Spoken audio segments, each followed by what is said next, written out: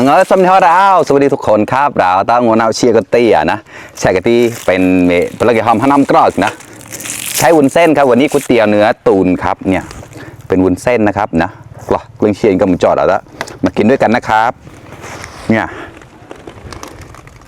ใช่มากันนะอันนี้ซื้อมานะเป็นเกาเหลาแล้วก็เอามาลวกเส้นเอาที่บ้านครับนะจานนึงเกาเหลาตีลวกแค่เส้นหัวแล้ว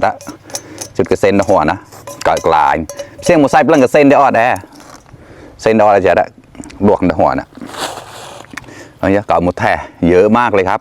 มากินด้วยกันเลยครับเรื่องเชียร์กับมันจอดเราแต่เยอะนะมันแรกวิเชียร์ที่ปอมาเร่งกับนั่นนะไผ่เดินหลายเดินแฉกหมูมาต้อนนะเล็บเป็นสมพอดก็ตั้งตัวหนกได้นะฝากกดไลค์กดแชร์ด้วยนะครับเพื่อนๆมาครับนะลองชิมดูก่อนหวานดาดเข้ามากันlà đơn gom rò hay là đơn hột thì bây giờ hóm là năng lượngนะแต่เรื่องคาตาอะไรนี้ซื้อจากตัวเมืองกาญจนบุรีนะครับแล้วก็มาอุ่นต่อ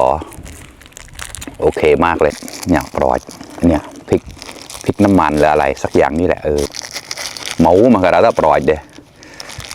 ใส่ให้หมดไปเลยพริกน้ำตาลไม่เอาถ้าใครจุดตะปูเราจุดได้ให้แจตามไม่ได้ดาดเลยนะนี่ใส่น้ำส้มสักหน่อยพอประมาณนี้เลยแล้วก็คุณเลฮากอฮาเดนของเรานะได้ถัดหนึ่งเลยนะเยอะอยู่นะเป็นเนื้อตูนชุ่นแกลนะเราถ้าหอมชุ่นแกลที่อลังชิปไรอย่างนี้ที่หอมเชี่ยเพี้ยวนะกล่ะมึงnào cũng chia po nữa bữa đó chia mình nào tao đi tao rồi nè để con nó xăm kéo đây ngồi đi cạo gió sốt cho mình làขอชิมโมนมะนาวแล้วมะนาวสดมาค่ะกินไตต้นขนุนนะครับวันนี้อร่อยใบโหระพาจ้วงโหระพาเนี่ยดีมากเลยหอมมากครับกล้าแล้วกล้ามาเพื่อนขำโตโตหมอกโตโตเต้านุ่ม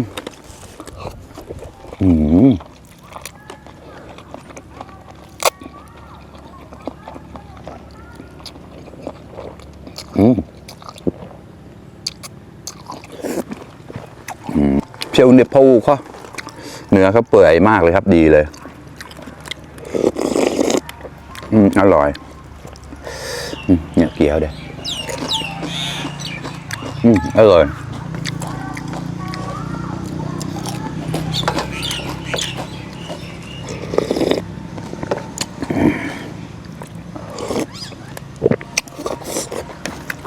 เจ้าในเสือกินประจำอร่อยมาก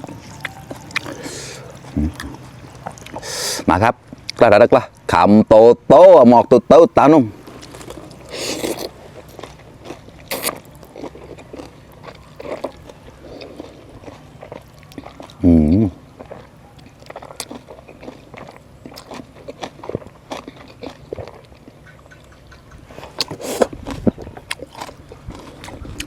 nhập chiều nè rồi chứ phâu không hả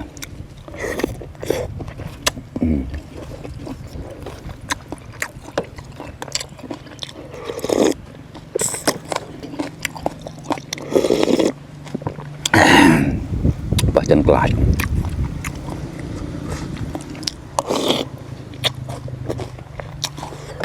อร่อยข้อให้เราละ